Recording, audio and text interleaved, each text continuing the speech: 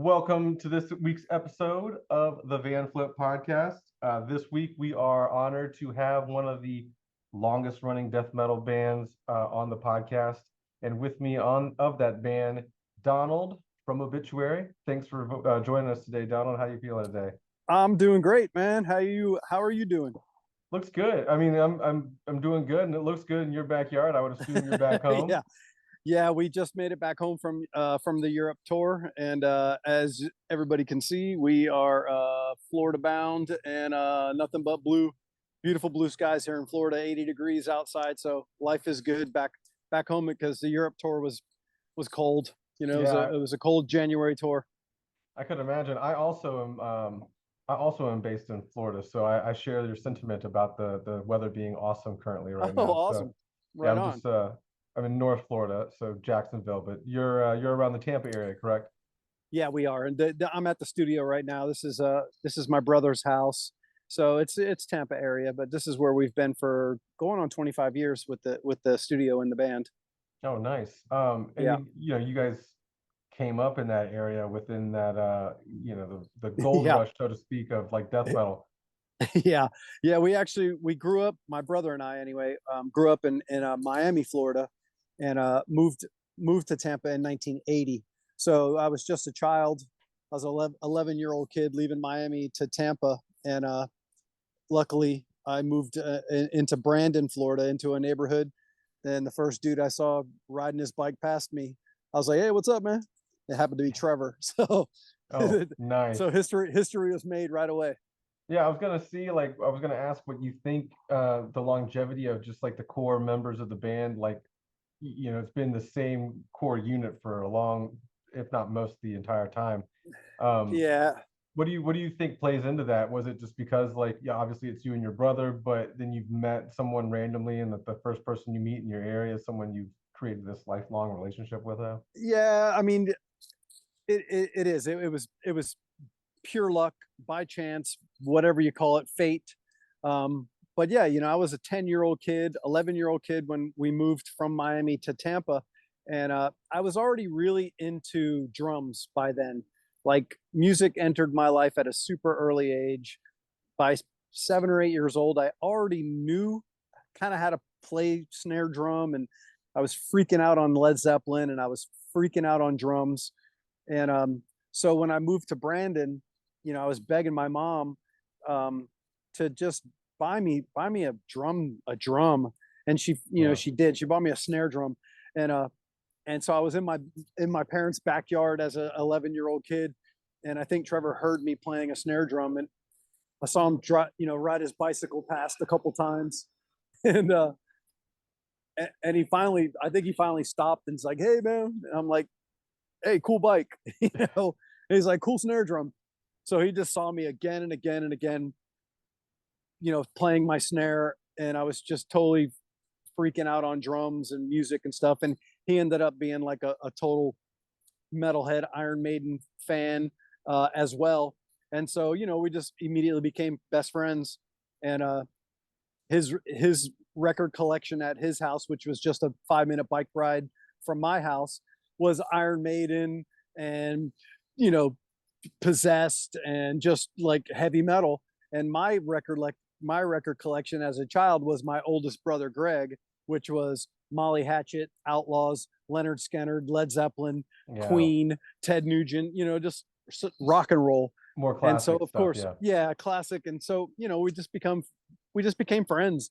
And music was that pathway that we both were like really freaking out on. And that was really the birth of Executioner, is just having music in our lives and wanting to be musicians.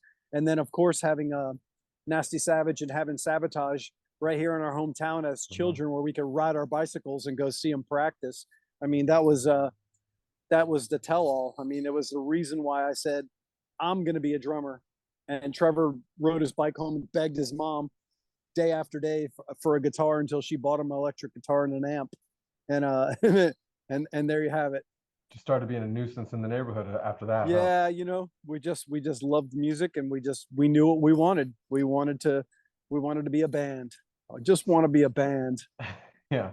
Well, you were around, yeah, like you said, you were around a lot of it, and you were around at a time that was such a crazy time for death metal, which we'll get into in a little bit here. But yeah, so like, how did you kind of make that? Was it maybe like your more so your peers, like Trevor joining you in your day-to-day life as a friend, showing you other stuff outside of classic rock? Is that how you kind of got into the more heavier stuff? Because obviously Ye- you're also like you're also becoming friends, like we were just talking about, at a time where death metal's starting to kind of get Yeah. a little legs, get its legs on its Yeah. area. But so how do you Yeah. kind of make that transgression? Yeah. I mean, it's exactly pretty much the way you can imagine. I was a child of music. My dad loved music. He was Willie Nelson, Waylon Jennings fan, country music lover. And my oldest brother was just AC/DC rock. He was just a rock guy, Ted Nugent and Led Zeppelin. And that just grew. I mean, that was my upbringing. So then when I met Trevor, he was into a little bit heavier, of course, Metallica, Iron Maiden, Right. Black Sabbath, and I never experienced that music. This was 1981, so I didn't know what that was, at the time, and I loved it. I was like, holy shit, like my God, Black Sabbath, holy crap! And so it was just a love of music from both of us that and as children, you're into sports. He was a really good baseball player. Trevor was. I was a baseball player. I played every sport there was, literally, meaning my mom was driving me from soccer practice. I was in the back of her station wagon, changing into my football jersey, into my football uniform, and then on weekends going from soccer to a baseball game. We were just really athletic, sports freaks as well. But then, of course, music kind of took over, and Yeah. and that was the end of sports for us. I entered junior high school still wanting to be a musician, so I was in the marching band, I was in orchestra, I was learning it all, and of course then heavy metal entered our lives, and Slayer ruined it all for us. you Yeah, know yeah, exactly. I feel you. you know the minute I heard Show No Mercy, Hell Awaits, I knew. And then of course Possessed, Venom, and Hellhammer, I was like, my God, this is the direction I think we want to go. There's no question about that. And Mhm. and again, that was the birth of what Executioner was trying to do and wanted to be. And we had our big brothers Sabotage and Nasty Savage to kind of guide us, because they were older than we were. They were already doing shows in Tampa. Again, we're talking about 1982, 83, Yeah, 84. yeah. I mean, that's so I wasn't allowed to go to a club, but by 1984, 85, we were sneaking into clubs. I was using my older friends' IDs to get into the dollar pitcher night at Ruby's Pub in Tampa. Watching Nasty Savage on stage, and it did. That's kind of what made me want to be a heavy metal drummer. How a lot of people have to sit some time with like a new thing, like like death metal. It's not necessarily welcoming to the layman's ear for the most part. You have to sit with it a while until you really figure out that you're really enjoying it, and you're finding out more about it, just not so surface level. How long did it take you from going from like the Molly Hatchet, Led Zeppelin, Leonard Skinner vibe to just like, I really do love this really angry new form of music that's coming out? Yeah, if I said overnight, that would not be fast enough. It was instant. It was instant. Yeah. Hellhammer, Venom, black metal, Venom, Mm. that album, and Welcome to Hell, and then Hellhammer. When we heard Hellhammer, I said immediately, this, because I love Slayer, I love Metallica, and everybody was freaking out on these bands in '83, but it was Hellhammer where I was like, oh my God, this is the heaviest thing I possibly could have ever heard. I couldn't turn my stereo up, my brother's stereo up, any louder. I think I blew his speakers up, his Kenwood, Mm. his Kenwood speaker, because we had the Hellhammer vinyl, Oh and wow. and I remember just turning it up as loud as we could, and me and my brother and Trevor were just like, holy fucking shit, like this is it, this is what we have to do, because this is extreme, Slayer's fast and ridiculous, and I couldn't even relate to Dave Lombardo's talent, but I can relate to Hellhammer and how heavy it was, and same with Venom, and that was the beginning of it, and it was instant. It was like that. It wasn't even overnight. It was like put the needle down. Holy shit, this is it. Done. Interesting. Interesting. Yeah, a lot of the times I find that I listen to stuff, especially in the metal world, like I'm getting into like a lot of like post metal stuff, so it's like a lot, it's way different than the metal that I was used to for the most Yeah. part. But the longer I sit with it, the more I like just find myself gravitating towards it, even though it's like a 8 minute long slow slong of just Yeah. random noises and stuff. But Yeah. yeah, I get really into it, and then I just find myself, if I need something to listen to, I just put that on the background, which Yeah. is totally different. But Yeah. I mean, everybody knows. I mean, we are an open book. Obituary is an open book because there's been so much history, and everybody knows our history. yeah, We were super, super, super lucky, fortunate, so lucky to be in Central Florida and in Tampa right at that time, right in 85, 86, 87, 88. that peak. That was the peak. That was when it was like literally the roots were growing, and it all of a sudden, what happened? There's Executioner, but then there's death.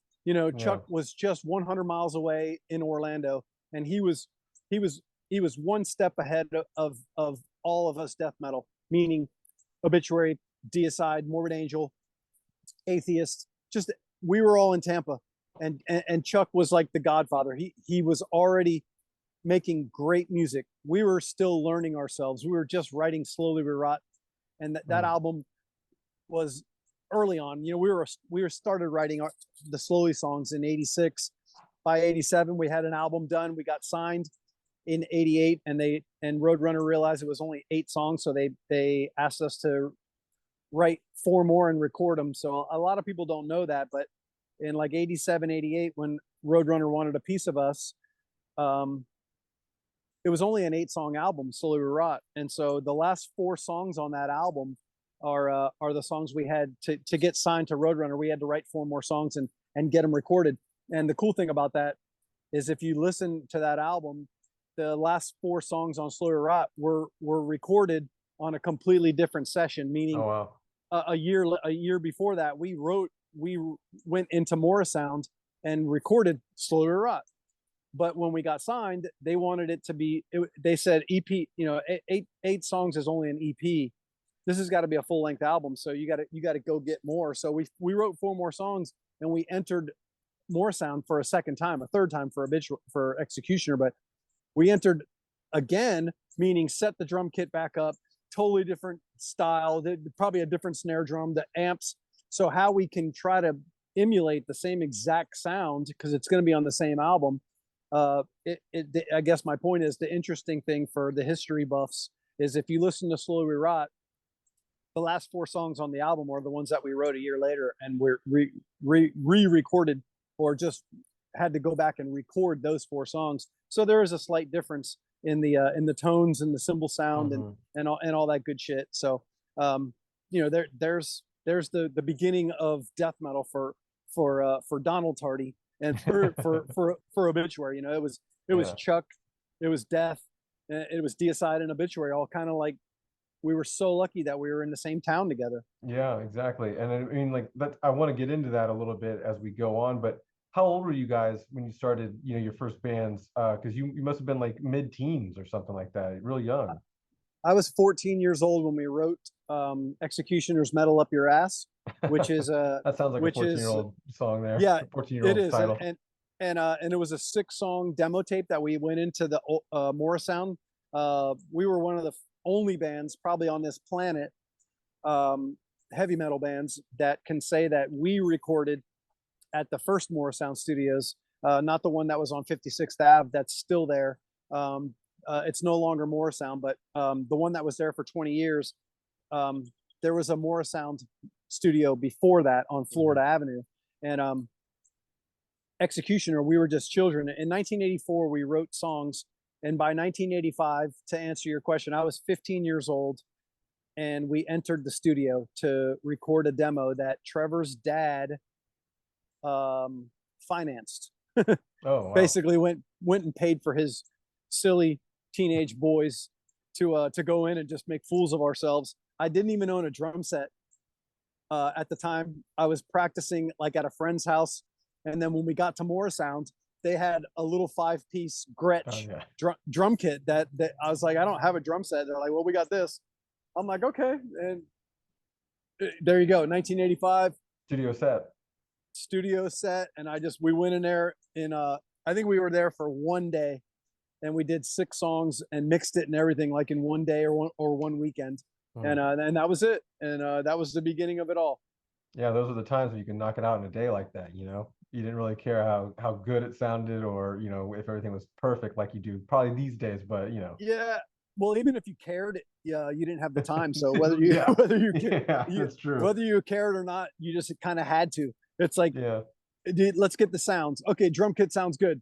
How's that song? I don't know. I think I messed that part up. Who cares? Move on. You got 5 more songs to go. Hurry up. It's almost 4:00 in the afternoon. We got to get out of here. Yeah, they want to get out. The adults need to get out and have their life. You know what I'm saying? They don't want to be beholden to like a bunch of teens. And you know, and what's cool about it is Tom and Jim Morris, the Morris brothers, they were young as well. You know, they're probably about 10 years older than us bucks at the time. We were just young bucks, but they were young as well, man. They couldn't have been 25-year-old guys. Maybe Tom was 30. Jim was probably about 28. So they were super young as well. Their father was an engineer, a studio engineer, and that's how they got into the business. And again, we were one of their first, you know, clients that were just these kids that were like, we want to play heavy metal. And the music was horrible. Those songs are embarrassingly bad. I'm almost glad that most of them, like, they disappeared. We lost all the reel to reel, the masters, everything got lost in the 80s. And it's probably a good thing because it's not good.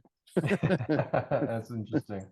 What was it like? You know, like we keep mentioning the beginning stages of like Death and Morbid Angel and Deicide and all those bands as being like so close, but like what's it like just, you know, looking back now, because at the time you guys probably didn't realize, like, you know, hanging around Chuck and Death and all that was so paramount, but now obviously you've had, like, you know, decades to look back on that. Like, what was it like just being involved, being a young kid, being a young, you know, like before you even Obituary, obviously, but even what was it like just being around? It was awesome. It was awesome, dude. It's a good question because, you know, like you said, decades to where now that I'm a 53-year-old dude, Wild, I can look back now and realize that at 16, 17, and 18 years old, sneaking in to watch Nasty Savage on stage, Chuck coming and playing Tampa from Orlando, and finally Obituary getting to play a show with him. You know, Executioner at the time. Executioner and Death played Sunset Club on Fletcher Avenue in 1986 on Halloween night.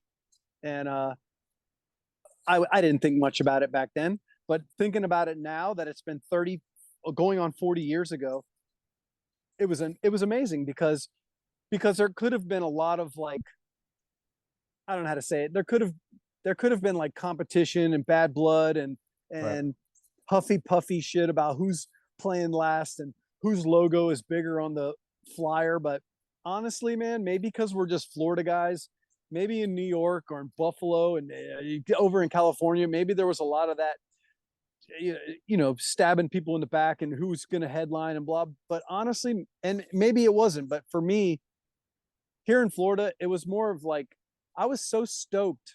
I was so happy to see my friends doing well, like Deicide, like Glenn and Steve have been my friends since I was a teenager, and they still are. They're still one of my closest friends in the music community.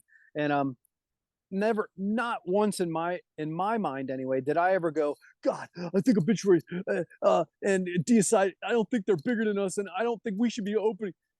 We were like, fuck yeah, and I'd be the first one in the front row singing with Glenn, or when Chuck came, I would be the first one to just somehow sneak into that club, because again, I wasn't even old enough to get into the clubs, underage. And so it's like, you know, it was friendly competition, I think, but at the same time, it was a metal family. Maybe because that was long before smartphones, internet, blogging, people crying on their socials, and everyone's got their comments and their complaints. It was so different back then. And anyone that's of age, of the age before that, they all know, man. When you say it was a different world, it really was. And I don't know how to explain that, except it was just way more innocent, way more down to earth, way more small town brothers. I mean, they were my brothers, man. There was no question about it. When DSI would play a show, Nasty Savage, Sabotage would play a show, we weren't mad because they were playing a show without us. We were the first ones to be in line to get in because I mean, we were so stoked. I mean, it's our family.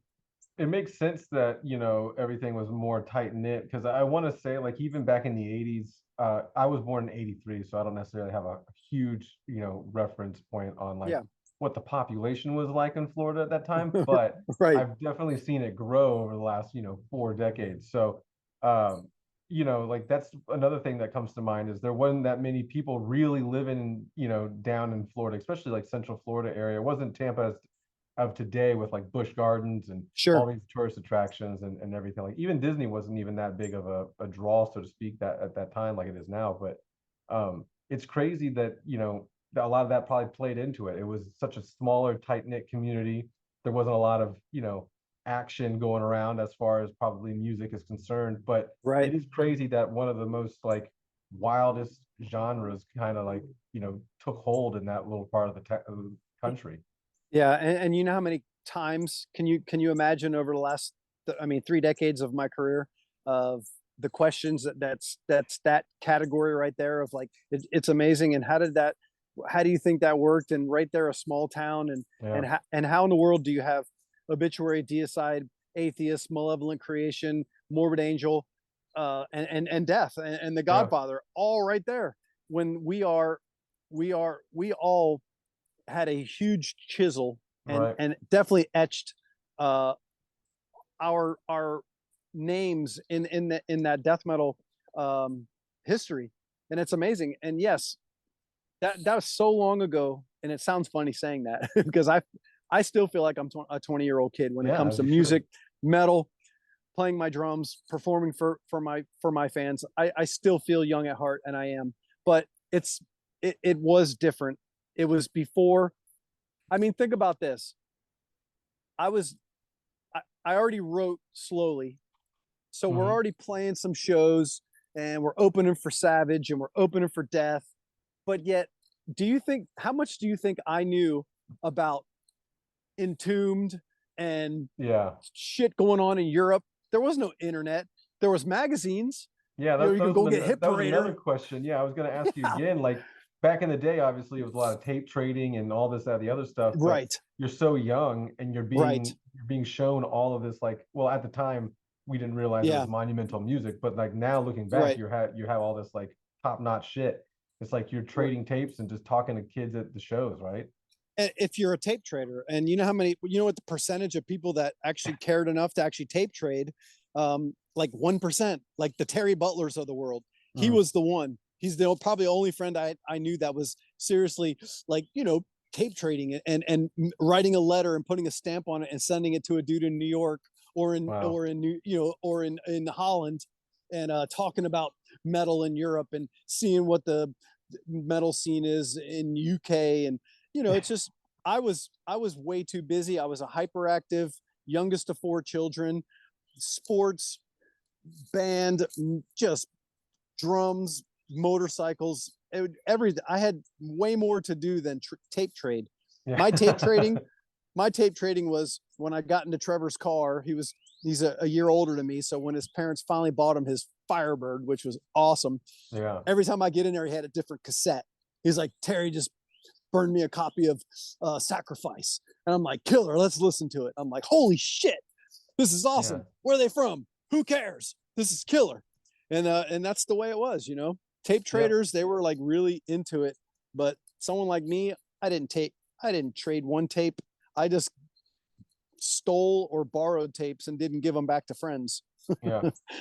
The other thing I want to kind of touch base with on that, back in that time frame, and then we'll kind of slowly move out of the past decades. But Morrisound is like, because I also lived on 56. I lived in Brandon actually for a little while, and then I lived in Tampa by the school at USF. So I'm familiar with Morrisound, but also I had friends bands that were record there, and I think I just was uneducated at the time. This was like 15 years ago or so.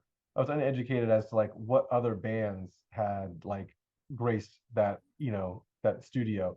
So I didn't really think too much of it until I started kind of hearing it again, like over the years. I'd be like, oh, this band recorded this album there. I'm like, what? The same one that my like shit, my friend's shitty band recorded at, Yeah, But like, yeah.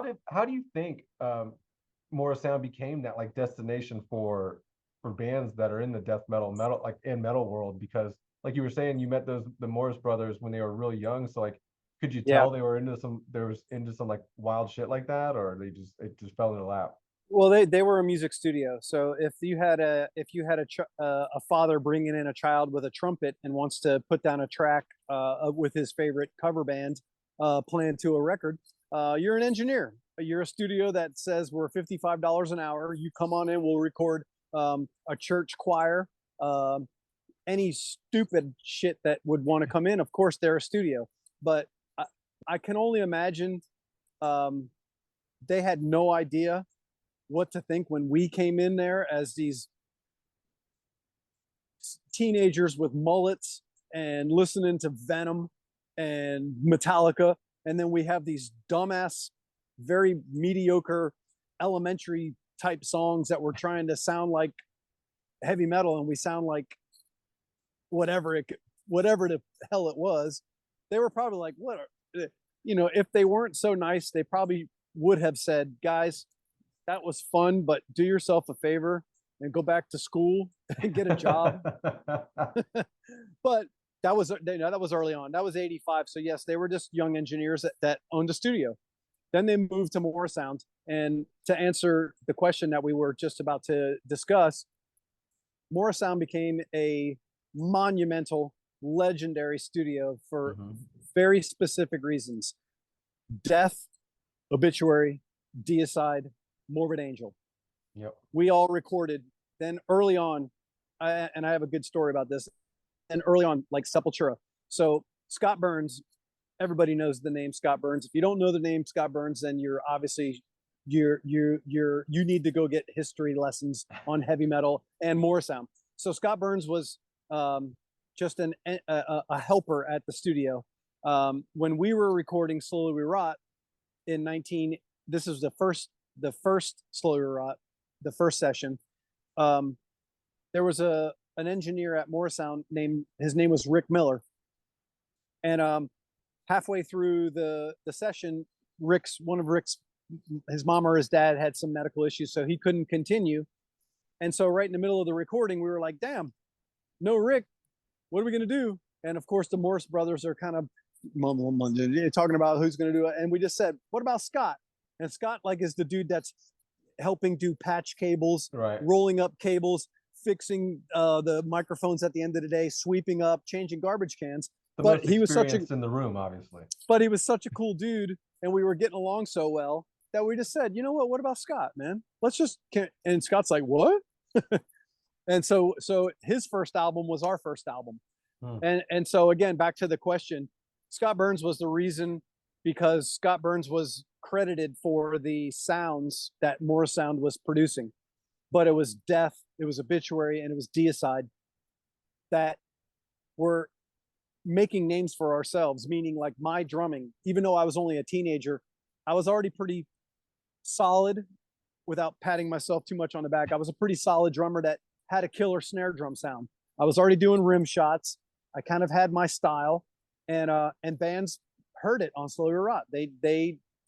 They heard Slowly We Rot, they heard Deicide, and they heard Chuck when he first went to More Sound.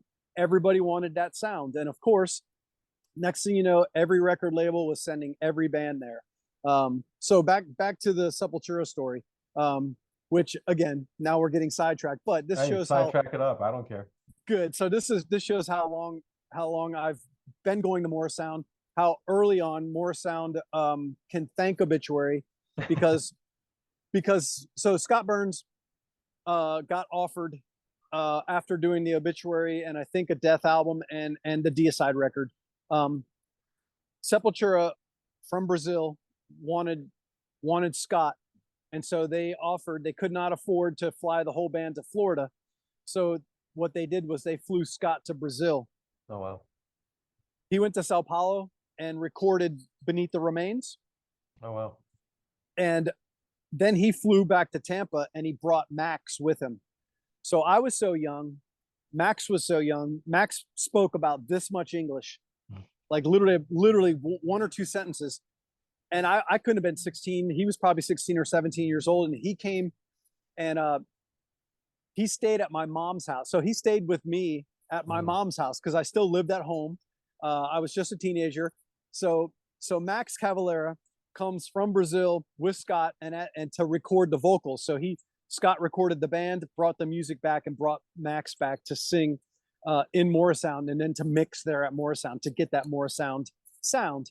And again, goes back to history of like brothers, like music brothers. Max was just a kid. He came and I said, well, just stay. We have a spare bedroom. My sister just moved out of my mom's house. And so Max came and he stayed a couple weeks, maybe a weekend or a week or so. And he stayed with me and my brother at my mom's house as he recorded Beneath the Remains. So wow. What a small family. Yeah, it is. It is a little tight, little weird. And I mean, from the outside, from like a fan's perspective, they just assume that, you know, I think what happens is like fans think metal and like music sometimes is grand, like a lot grander than it actually is. Whereas, you know, like even in my short period of being involved in like Lambgoat and stuff, I realized like when you meet the same artist over and over again, you're not really necessarily friends per se, but you have that like it's a common face situation where you've seen someone in the industry, in the in the realm of whatever you do, and you just constantly see them, and they're not necessarily like a, and I don't want this to sound bad, but like a fan, whereas a fan would act like a fan would and ask a bunch of questions that like a fan would, and you know, as they should, they've met their favorite artist or person, yada yada, but it's one of these like working relationships, whereas you know you realize as the years go on how really tight knit it actually is. And it probably was even way more so 30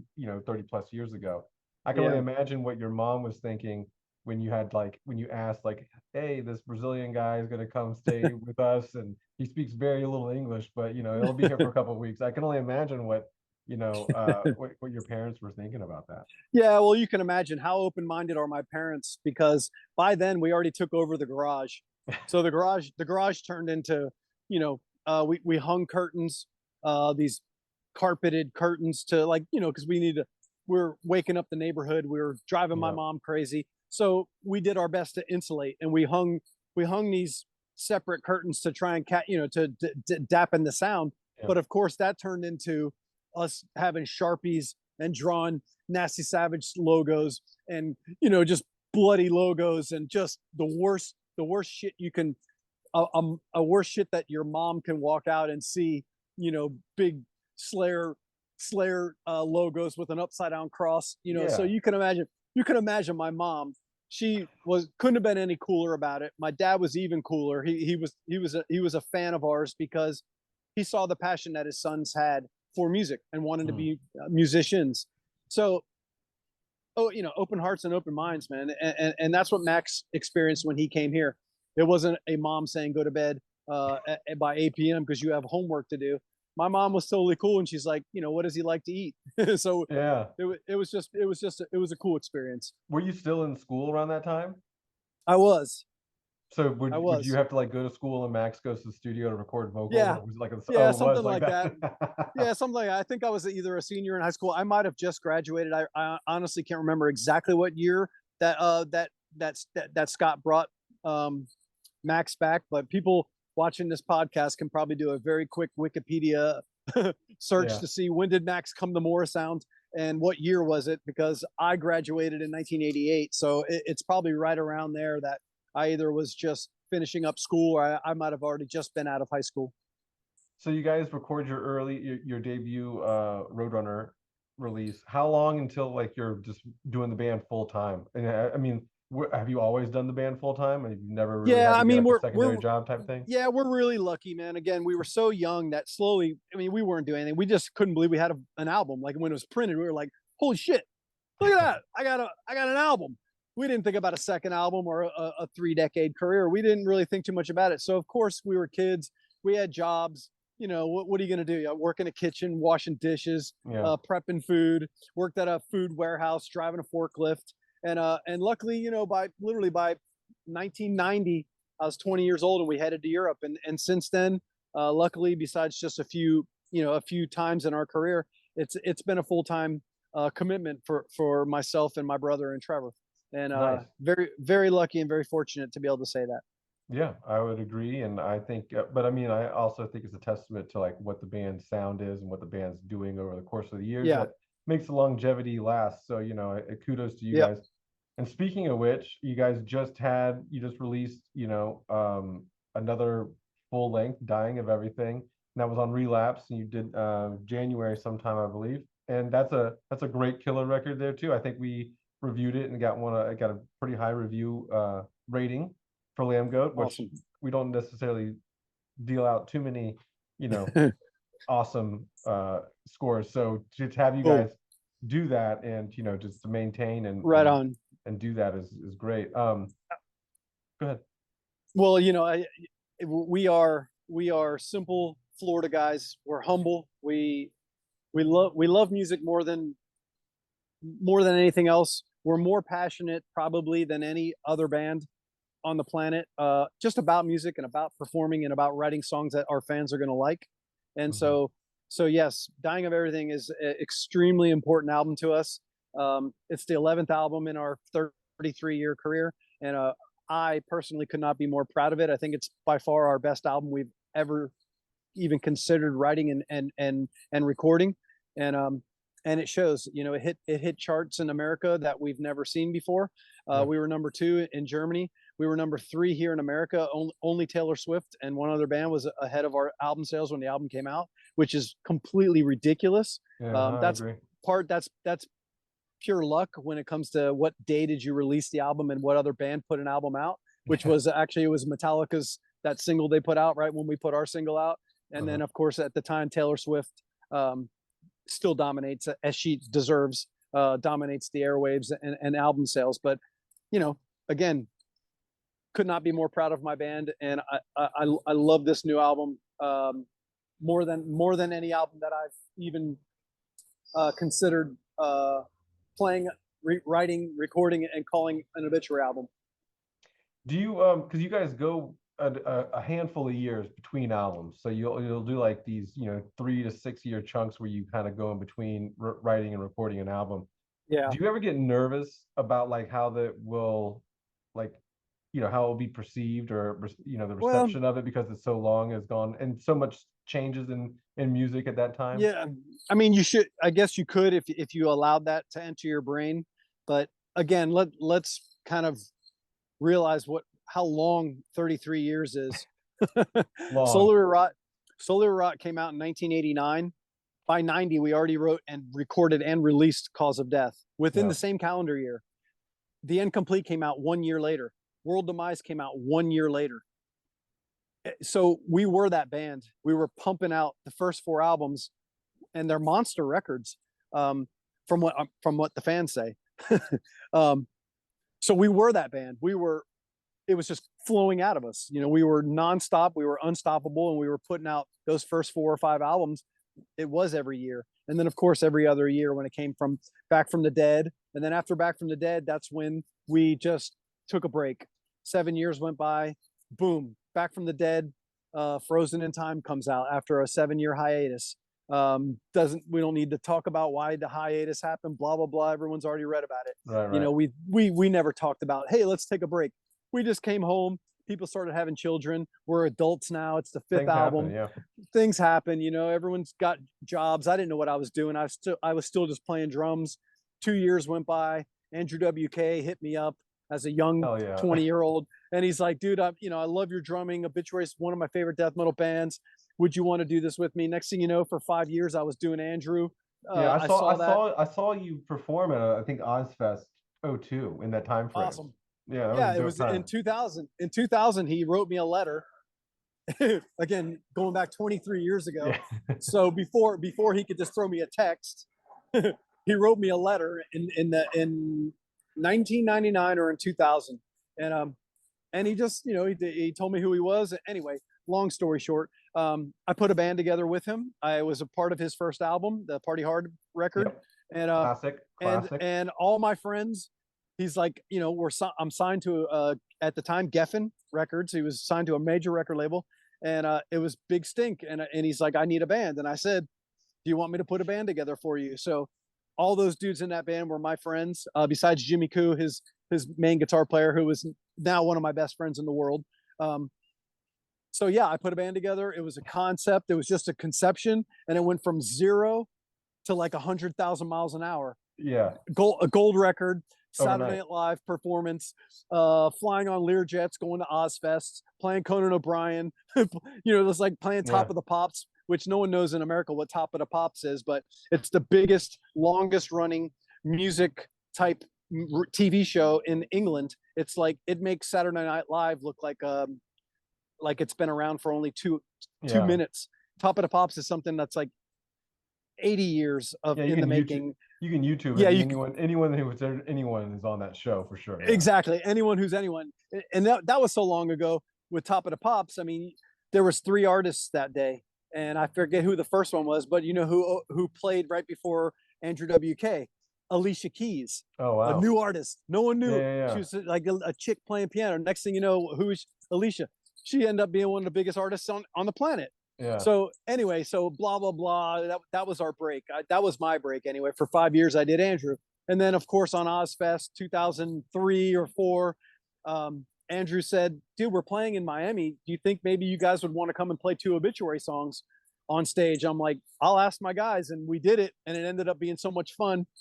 Obituary got back together. Got the band back together, yeah. We could thank Andrew WK for putting Obituary back together. So there you go. I definitely want to kind of touch base on the Andrew thing, because that's such a wild, offshoot from what, Obituary, Deicide, and Death and all of those sounds are. But like, Andrew obviously is into that, heavily, and grew up on that. But like, and I'm assuming you guys have talked about this, but when you probably first heard the first batch of like Andrew WK songs, as I heard it and was like, what, like, Party Hard. When I heard Party Hard, I was like, what the hell is this shit?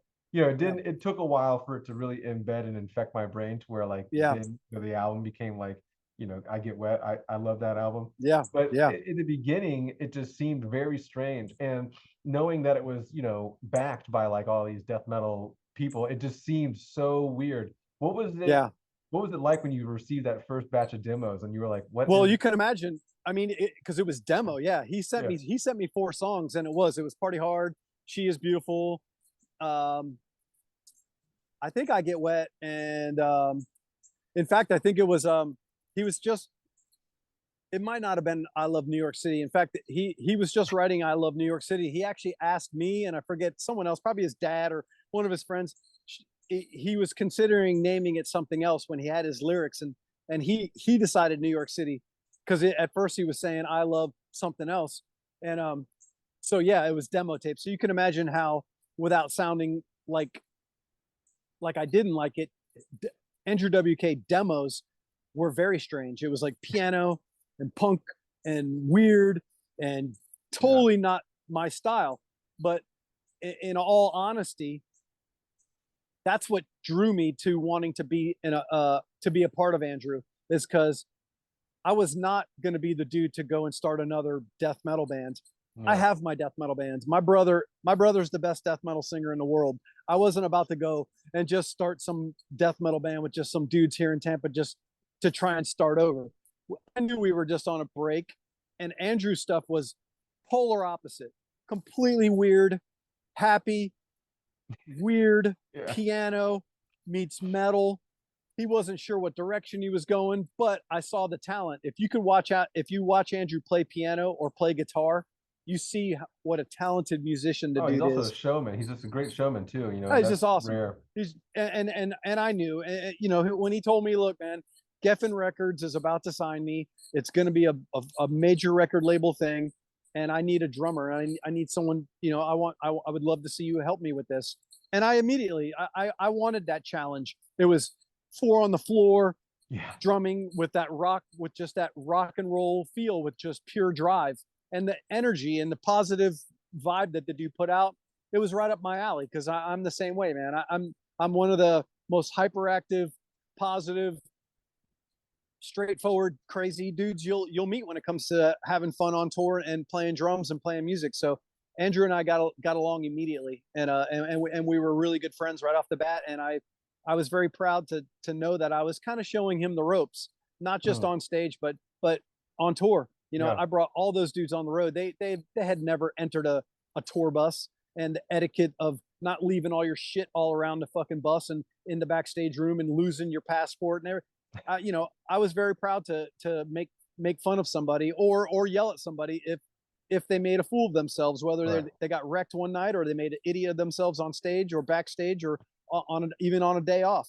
So it was just a cool experience for me to be that, not necessarily big brother because I was the smallest guy in the band, but the experienced dude that people look towards when it comes to doing something right, if they did something wrong.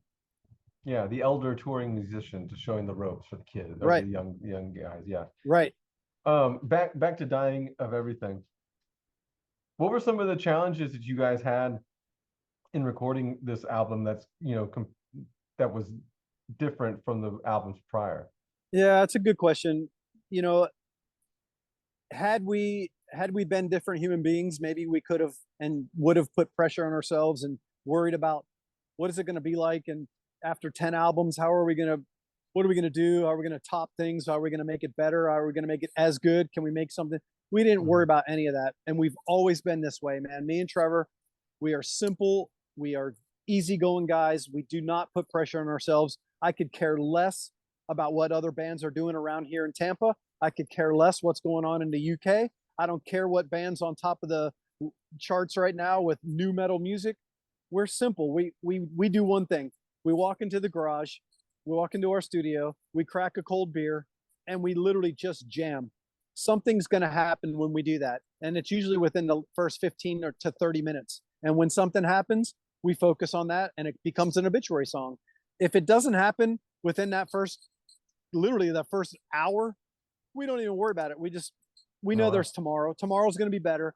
And thankfully with this album, hit after hit, every time we had an idea, whether it was a guitar riff or me waking up in the middle of the night going and showing Trevor and just saying, dude, this could be cool. Every time we did it, we did not turn down one idea on it. And it ended up being a 10-song album that people always say, hey, what's the song that you're proud of that you want to play? And I always say, put a dartboard on the wall and put the song titles and close my eyes and throw it. Any song that it hits, I'm proud of it on this album. And it would represent what this album is for Obituary, our style, our where we are in life right now as a band and as musicians. Is there anything that you guys have picked up along the way in the last, obviously you've had a long career in it, but like in the last handful of years that you kind of added to this record as far as like whether it's things that are going on in death metal or other forms of metal? Yeah, and it sounds stupid, but is making it more basic, simplifying it. We call it dumbing it down. Keep it super, just simple, stupid. And you could sit there and think about a song for 8 hours in there and try to be all clever and come up with some crazy double bass shit or some fast part that you think is needed on that. But what we do is when we write something, when we think, we're done for the day, just hit save on the computer and don't even listen to it then. Put it away, go to bed, come back here the next day, do a hit of weed and listen to it. And then what do you got? It's either going to be like, damn, that was kind of killer. And of course, immediately you start thinking, if it has a little bridge right here, you don't need to make some crazy left-hand turn when it should have been a right, but just listen to it and honestly say, how can it kind of be a better song, an Obituary song? Not necessarily more complex, not faster, not is there enough rhythms in this part, but how can this song be even better or more killer? And most of the time, we realize that it's keeping what we got and simplifying it. If people listen to Obituary albums to do this, Yeah. they just groove to it. And that's what we got. We got that mid-tempo groove that we've always had in our career, and we wanted to stay true to that, you know. And then to stay on the same subject is what did we do different? We took 10 prior studio sessions of experience, and we made sure that when we entered the studio this time, you do your checklist. And what is the checklist? How can you prepare yourself to make a good album? Well, the first thing I just said, prepare yourself. Do not hit record until you're 100% prepared, confident, and sure of the song that you're going to record. Not like, hey, I was still thinking about that drum fill in this one part, and rewind it. Let me try something else. I knew exactly from the first fucking note to the last ending of each song. I knew exactly in my mind what I wanted on drums. I just needed to get in there and I needed to execute it. And so what did we do? I practiced it again and again and again, to where a lot of those songs were almost just one takes. Because again, we are not Meshuggah. We are not Lamb of God. We are not doing crazy bass drum shit. We're just doing basic groove metal. And what do I have to prove and to get my point across with that mid-tempo groove is solid confidence. And there's one thing I am good at. It's not that I am the best drummer in the world. Lord knows there are dudes that are running circles around me night and day, but it's my imagination and my ability to take a song that is kind of cool and make it kind of great. Yeah, that's awesome. I mean, and it sounds like the process of writing the record didn't take too long, because you like you said, you had 10 kind of ideas and they all became like full-fledged songs. So how long were you guys how long did you spend on the record as far as writing it, not recording it? There you go. That could be a super long answer because we all know what happened. You know, there was a pandemic involved. So we were, let's rewind to 2018. We were on tour in Europe with Slayer. We knew that we wanted to get home, write an album, get it recorded, and get back to Europe and do a headline tour while all those Slayer fans are waiting and wanting. And what happens? A pandemic hits. So we took that time, that over the years, every time Trevor came up with a cool rhythm on tour on his guitar, you'd see him, he'd get his phone, he'd hit record, and he would record it, then he would just save it. So for years, we were just doing ideas. I would hum something in my phone and send it to him or my brother and just say, dude, just remember that. Like, maybe on that one part I heard you just jamming the other day, what if we went and then so we just accumulated a bunch of ideas over the years. But to answer the question directly, it didn't take very long. We were in the studio for a month, maybe 6 weeks of like really grinding of the songs that we were now very confident with.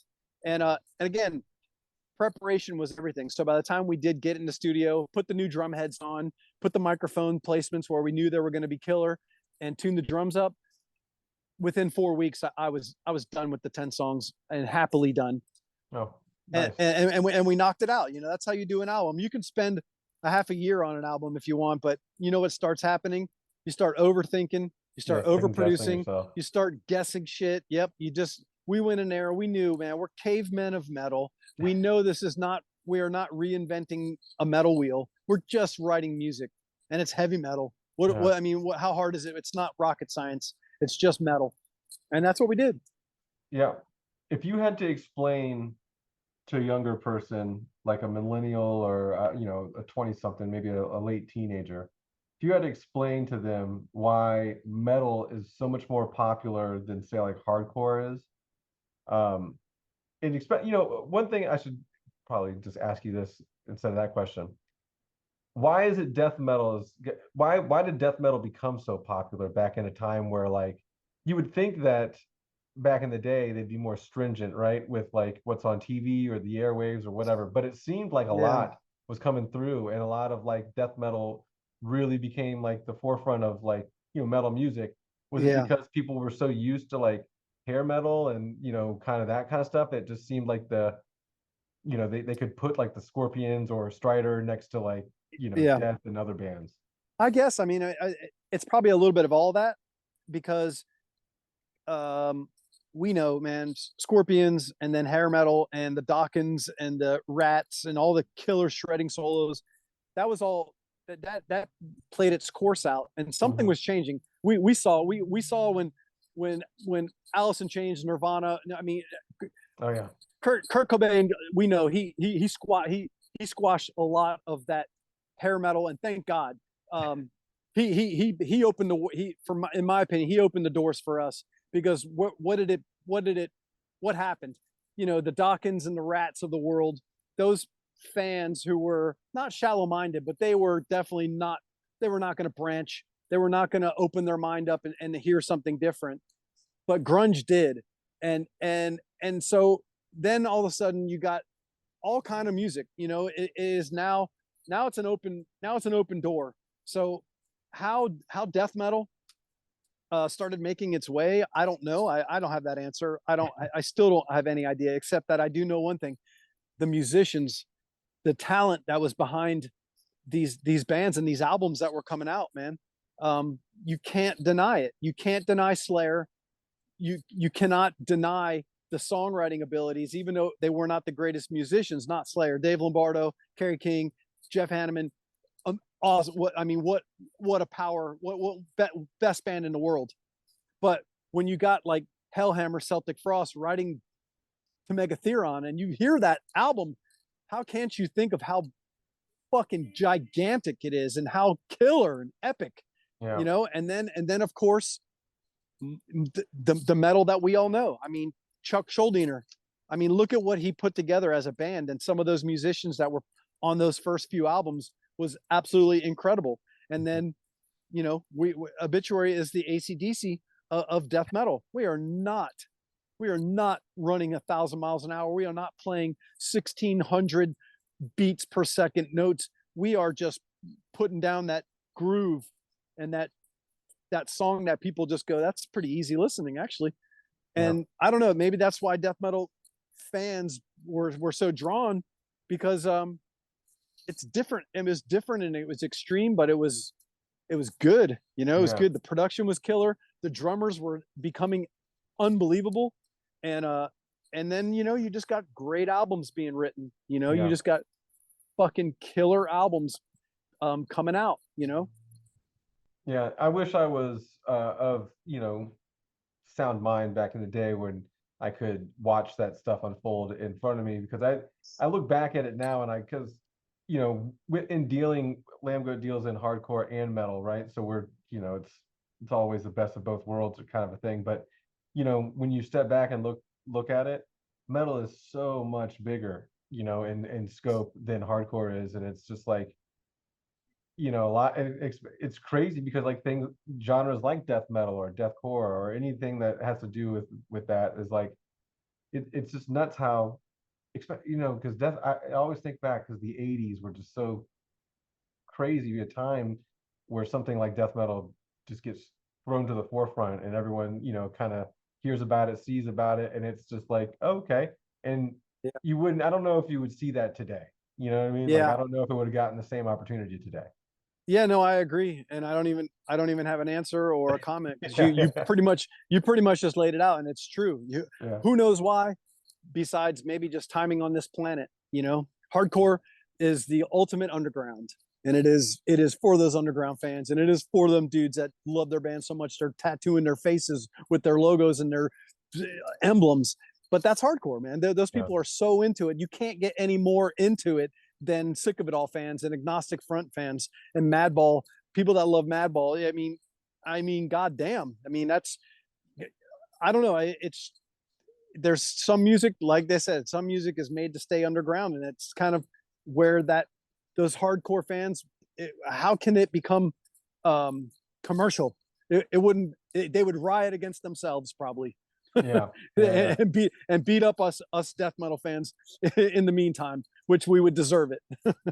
So you guys are about to kick off a spring North American tour with Immolation, yes, sir, Blood Incantation, and Ingrown. Do you guys do you prefer to have a lineup like that, or do you prefer like more of a mixed lineup so you can get new fans involved or whatnot? Yeah, no, good.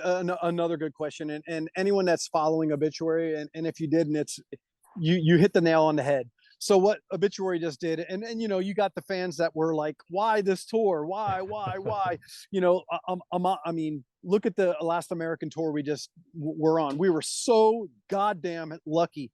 I was just on tour with Carcass and Amon Amarth. Yeah. I mean, Yeah. heavy metal, death metal, heavy metal, and then there's us and Cattle Decap, and it was just awesome. But there's the fans that are like, man, Obituary only a 40-minute set. Man, you should just be headlining. If Obituary headlined every tour, if Obituary only headlined, we would only have so many fans. We would have only Obituary fans. Yeah. So to explain that to those people that are on the socials and they have nothing better to do but complain, oh, you didn't come to Milwaukee and you missed a blah, blah, blah. We have a new album. It's been 6 years almost since the last album. We got offered a tour that we knew that were going to put us in front of Amon Amarth fans, and they are blown up and they are amazing. And those fans are heavy metal fans. Same with the Europe tour. We just did Trivium and Heaven Shall Burn, and Obituary fans could not have been more huffy puffy. Why aren't you here playing for 22 song, an hour and 59-minute set? Well, because first of all, 50-year-old dudes are not going to be playing for an hour and 59 minutes. I don't care what tour we're on. But the point is, those are heavy metal fans and Trivium fans. They love heavy metal. Heaven Shall Burn fans. I mean, Heaven Shall Burn, I was not very familiar, honestly. I wasn't familiar with those guys. Some of the nicest human beings I've ever met in my life. They could not be nicer Germans than I've ever fucking met. Their crew and everybody. And that music is pretty fucking heavy, man. Yeah. I was blown away, especially their performance, their production, their live show. It was awesome. And so back to my point is, Obituary has an album out, a new album. What is the smartest thing we could do? We can get in front of fans that are like, you know what? I've never saw this band. I've seen that Obituary logo all over the place for so many years. I've never seen them before. Then we have the opportunity to hopefully win a few of them over. So the next time Obituary shows up, we have some Heaven Shall Burn and some Trivium fans showing up. And that was our goal. And it was 2 successful tours, man. The American tour with Amon and Heaven Shall Burn in Europe. It was awesome. So now here we go. Obituary finally gets to land and back in America. We have our dream scenario. Let's put Immolation on this. Let's put Blood Incantation and Ingrown, and let's go have a death metal fucking tour. And let the fans go death metal. Fuck all that other shit. And we're gonna give it all we got. We're gonna play stuff off every album. We're gonna fucking play these new songs off this new album, shoving it right up all our fans' ass, right down their throats, because I love the new album, and it's time for us to go do a proper Obituary headline fucking US tour. And so everyone that missed it because they didn't want to spend the money to see Amon, which you're an idiot if you missed us and Carcass opening for them. Hopefully people were smart enough to see it, because what an amazing tour it was. But here we go. We finally get to do a headline tour and play for more than a 35-minute set. We're going to give it all she got every night, and we're breaking out the songs that everybody wants to hear, and along with that, all the songs that we want to play off this new album. And there will be enough of them to give people a taste of the new record on this tour coming up. Awesome. Well, again, congratulations on the release of Dying of Everything. Right on, brother. Again, it is a great album. It's been a great conversation, Florida man to Florida man. I appreciate it whenever I get a local homie on the show. Let me show the blue skies one more time. It's all about for everybody like in Minnesota right now. Yeah, in the snow. Yeah, everyone in the snow. But yeah, man, great having you on, and cool, man. Hope to see you at some point in the next upcoming tour. Probably the first date, North Carolina is the closest date to us, so we'll probably try to come out there for that. But yeah, Donald, thank you for your time, man, and keep it up, and we'll see you in the next couple, the next release. Right on. And I can say honestly, that was fun for me. I hope that was fun for the fans. Hope that was not too much shit coming out of my mouth with the long-winded sentences, but we are so prepared. We're so prepared for this US tour to really give it, and it's going to be an awesome show coming up. So hopefully everyone comes out and joins us for the celebration of Dying of Everything. Yeah, we'll do. And I think you had a great, I think we loved your, off-topic conversations. Good. That's what we love here on the show. Cool. Gives Cool. everybody a little insight. So, it's not the same typical Q&A we try, Awesome, man. See you guys in May. Hey, right. come find me. Come find Will me do. if we're in town. Let's have a beer. Will do for sure. All right, Right Donald. on. Thanks, man. See you guys later.